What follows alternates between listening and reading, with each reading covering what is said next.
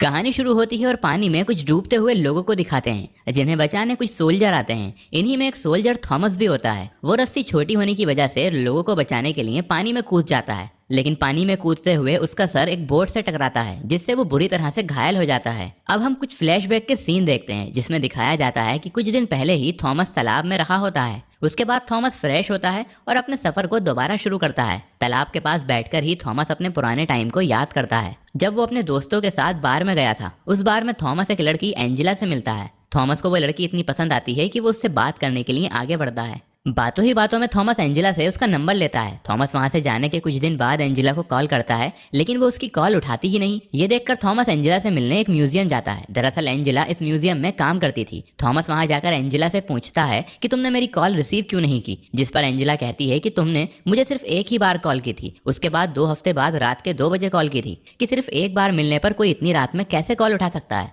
मैं जानती हूँ तुम क्या चाहते हो। ये सुनकर थॉमस एंजेला से कहता है कि मैं कुछ जरूरी काम में फंस गया था, इसीलिए रात में कॉल कर पाया। इसके बाद थॉमस एंजेला को अपने साथ डिनर पर चलने के लिए इनवाइट करता है। इसके बाद थॉमस एंजेला से एक पेपर मांगता है। फिर एंजेला अपनी डायरी निकालकर थॉमस को देती है। जब थॉमस डायरी में देखता है तो वहाँ उस डायरी के मैप में दिल बना होता है, लेकिन थॉमस एंजेला से इस बारे में कुछ नहीं पूछता और होटल का एड्रेस लिखकर एंजेला को देता है और डायरी को अपने पास रख लेता है। वो डायरी थॉमस के पास अब तक होती है। इसके बाद वो दोबारा एंजेला और अपने बारे में सोचता है, जहाँ थॉमस और एंजेला उसी जगह पर बैठे होते हैं जहाँ का एड्रेस उसने एंजेला को दिया था। एंजेला उस जगह अपनी मर्जी से देर से आती है क्योंकि वो देखना चाहती थी कि क्या थॉमस उसके देर से पहुंचने पर उसका वेट करेगा या नहीं। वहां पहुंचने के बाद एंजेला और थॉमस एक दूसरे से काफी सारी बातें करते हैं, साथ ही एक दूसरे के घर वालों के बारे में भी पूछते हैं। एंजेला बताती है कि बचपन में ही उसकी माँ की डेथ हो गई थी। माँ की डेथ के बाद उसके फादर पर बहुत प्रेशर हो गया था, जिस वजह से उनकी भी डेथ हो गई। इस पर थॉमस भी एंजेला को बताता है कि मैंने भी बचपन में अपने पेरेंट्स खो दिए हैं, दरअसल वो मुझे छोड़कर चले गए थे। इसके बाद थॉमस एंजेला की डायरी अपनी पॉकेट से निकालते हुए मैप पर बने दिल के बारे में पूछता है, लेकिन एंजेला थॉमस को इस बारे में नहीं बताना चाहती थी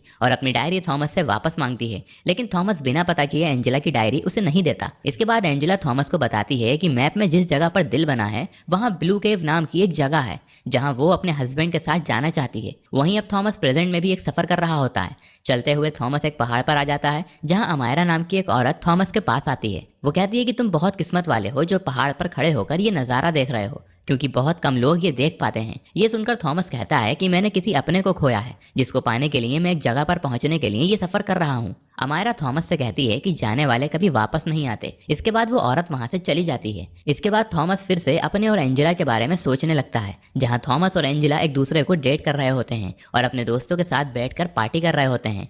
अब तक एंजेला और थॉमस ने शादी नहीं की थी। एंजेला थॉमस के बारे में जानती थी कि वो एक सोल्जर है और अपने मिशन के लिए थॉमस एंजेला को कुछ कुछ टाइम के लिए छोड़कर चला जाता था, लेकिन ये बात एंजेला को बिल्कुल पसंद नहीं होती है। एंजेला चाहती है कि वो दोनों शादी करके हमेशा एक दूसरे के पास रहें। एंजेला को थॉमस का सोल्जर बनना पसंद नहीं होता क्योंकि उसमें थॉमस की जान को खतरा भी होता है। इसीलिए एंजेला चाहती थी कि थॉमस ये काम छोड़ दे। एक दिन थॉमस अपने मिशन से लौटकर एंजेला के पास आता है और इसके बाद वो दोनों एक जगह पहाड़ों वाली जगह पर घूमने जाते हैं और थॉमस वहीं पर एंजेला को शादी के लिए प्रपोज करता है। लेकिन इस पर एंजेला कहती है कि तुम हमेशा मुझे छोड़कर जाते हो, मैं तुम्हारे साथ कैसे रह सकती हूँ। इस पर थॉमस कहता है कि सिर्फ मेरे कुछ मिशंस बाकी हैं, इसके बाद हम हमेशा साथ रहेंगे। अब वहीं मूवी को प्रेजेंट टाइम में दिखाया जाता है। थॉमस अपने और एंजेला के इस वक्त को याद करके अपना आगे का सफर शुरू करता है। उसे चलते हुए रात हो जाती है, जहां वो जंगल में एक कुत्ते का छोटा बच्चा देखता है। थॉमस उस पपी को उठाकर अपने साथ रख लेता है और उससे बातें करते हुए अपना आगे का सफर शुरू कर देता है। आगे बढ़ते हुए सुबह हो जाती है, जहां थॉमस रास्ता भूल जाता है। इसके बाद वो फिर से एंजेला की वही डायरी वाले मैप को निकालकर रास्ता देखता है। तभी कुछ दोस्तों का एक ग्रुप थॉमस के पास आता है। इस ग्रुप में एक लड़की मीका थॉमस के साथ फ्लर्ट करती है और उस पपी से खेलने लगती है। इसके बाद मीका थॉमस से पूछती है कि तुम कहाँ तक जा रहे हो। थॉमस उसे ब्लू केव नाम वाली जगह के बारे में बताता है और उन्हें बताता है कि मैं रास्ता भटक गया हूँ। ये सुनकर मीका थॉमस से कहती है कि हम भी उसी रास्ते जा रहे हैं, तुम भी हमारे साथ चल सकते हो। थॉमस को भी लगता है कि ये अच्छा रहेगा क्योंकि उसको वापस जाने का या आगे बढ़ने का कोई रास्ता नहीं पता। आगे बढ़ते हुए उन्हें एक समंदर दिखाई देता है जिसमें मीका तैरने का सोचने लगती है और थॉमस को भी अपने साथ समंदर में चलने के लिए कहती है। इसके बाद वो दोनों ही समंदर में कूद जाते हैं। मीका समंदर में ही थॉमस के पास आने की कोशिश करती है, लेकिन थॉमस उसे खुद से दूर कर देता है। तभी अचानक थॉमस को अपने और एंजेला के बारे में याद आने लगता है, जहां एंजेला थॉमस पर गुस्सा करती होती है क्योंकि थॉमस के एक कलीग की वाइफ ने एक मैसेज किया होता है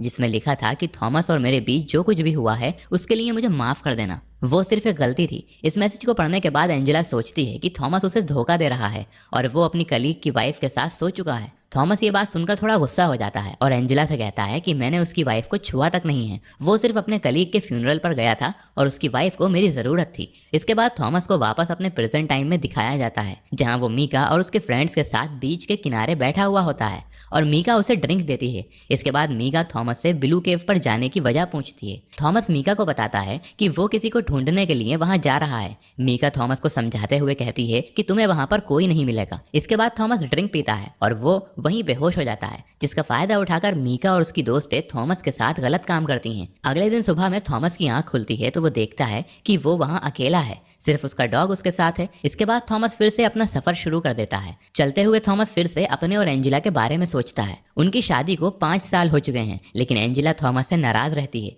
क्योंकि थॉमस हमेशा ही अपने मिशन की वजह से उसे छोड़कर जाया करता था। थॉमस को फिर से एक मिशन पर जाना होता है। ये बात वो एंजेला को बताता है तो वो उससे गुस्सा हो जाती है। थॉमस एंजेला को समझाते हुए कहता है कि ये मिशन मेरे लिए बहुत जरूरी है क्योंकि ये मेरा आखिरी मिशन है, मैं इसके बाद किसी मिशन पर नहीं जाने वाला। इसके बाद थॉमस रिजाइन पेपर्स एंजेला को दिखाता है, जिन्हें देखकर एंजेला बहुत खुश होती है। अब कहानी फिर से प्रेजेंट में आती है, जहाँ थॉमस अपना सफर करते हुए आगे बढ़ रहा है और उसे एक घायल आदमी नजर आता है जिसका नाम मॉर्गन होता है। मॉर्गन के शरीर में एक लकड़ी घुसी होती है। ये देखकर थॉमस तेजी से मॉर्गन के पास आता है। मॉर्गन थॉमस से पानी के लिए कहता है। थॉमस उसे पानी पिलाता है और उस आदमी की मदद करता है। थॉमस जब उस आदमी को चेक करता है तो उसे पता चलता है कि उस आदमी की बहुत सारी हड्डियां टूट चुकी हैं। तब वो दूर जाकर मदद मांगता है, लेकिन एक बड़ा जंगल होने की वजह से वहाँ हेल्प के लिए कोई नहीं होता। इसके बाद थॉमस वापस मॉर्गन के पास आकर उससे बात करता है। मॉर्गन थॉमस को अपनी फैमिली के बारे में बताता है, जहाँ उसकी वाइफ और एक बेटा होता है। मॉर्गन बताता है कि वो अपनी वाइफ को बहुत मारता था और बेटे को भी बहुत परेशान करता था और शायद इसी वजह से आज मुझे ये सजा मिल रही है। जब थॉमस मॉर्गन के बेटे के बारे में सुनता है तो वो एक बार फिर से अपने और एंजेला के बारे में सोचता है,